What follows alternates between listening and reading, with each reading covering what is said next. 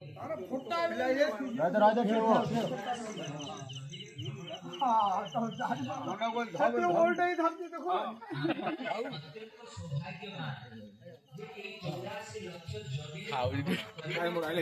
जगन्नाथ हरे कृष्ण ये पुश कर चल लगे लगे जय जगन्नाथ हरे कृष्ण मनुष्य शरीर कौन उपादाय ए मनुष्य शरीर पाइबा पई देवता माने मध्ये व्याकुल होचंदी किंतु ताकू मिले नाही ताहले एमिति शरीर रे कौन अछि मनुष्य शरीर रे शास्त्र कहले जलजा नवलक्षाणी सर्वप्रथमे ए 84 लक्ष जनी रे 4 लक्ष प्रकार रो प्रथमे कोन हेले मनुष्य आमे 4 लक्ष प्रकार मध्यरु आमे गोटे जन्म पाइछन ए मनुष्य शरीर किंतु ता पूर्व हमर अनेक जन्म मृत्यु किंतु आमे सेगुडी को मन रखिना काहे कि आमे जात स्मरण न शास्त्र कहले जलजा नवलक्षा 9 लक्ष प्रकार रो जलचर जीव प्रथम हेबा को पड़िलो जोड़ा हरिजा जोड़े मुंड मो एडा धर जोड़ा धर जोड़ा एडा बस 9 लक्ष प्रकार रो जलचर जीव हेबा को पड़िला केते बेले तो माछ केते बेले तो कुंभीर केते बेले तो एबडनी विभिन्न प्रकार रो चिंगुडी इत्यादि जेते सब कोन जलचर जीव हेबा को पड़िला टिके उठिले जलजा नवलक्षाणी स्थावर 20 लक्ष केते लक्ष प्रकार रो आमे 9 लक्ष प्रकार रो जलचर प्राणी हेले केते बेले कोन कहउछथि केराणी माछ केते बेले भाकुर माछ केते बेले रोही माछ जो कि बंद करे टिके परे आ किंतु से समस्त माछ जो शरीर रे जेते जलचर प्राणी थिले से जलचर प्राणी बा परे पुनी आमे आ उटे शरीर पाइबा केमिति पाबा जी हमको मारिबो हमर जीवनटा तो मरि गले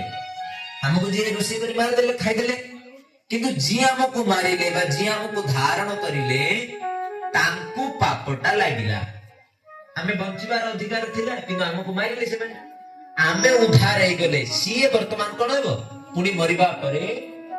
सीए से माने सेही जीव जी हमको मारि चंती ताकू पाप लागिला आमे सिथिरु से जनीरु आमे उद्धार हे गले केते प्रकार जलचर प्राणी 9 लक्ष प्रकार जलजा नवलक्षाणी स्थावर हो 20 लक्ष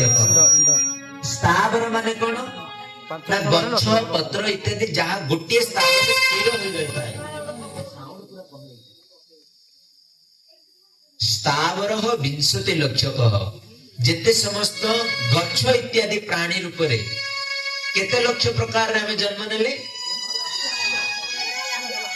20 लक्ष माने 20 लक्ष केते लक्ष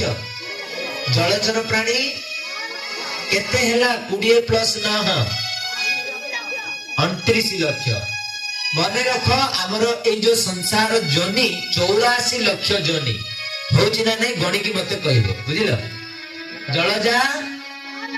स्थावर 20 लक्ष हां उर्मय रुद्र संख्याकार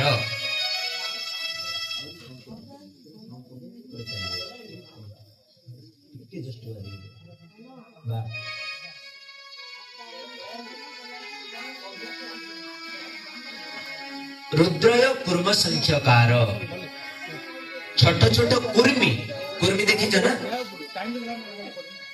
ताहा में 11 लक्ष जनी रे भ्रमण करबा को पड़िला केते लक्ष केते हैला वर्तमान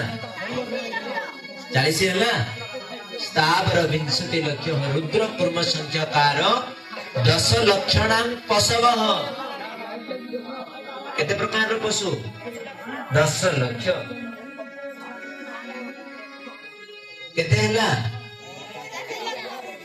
पक्षिणां 30 लक्षानि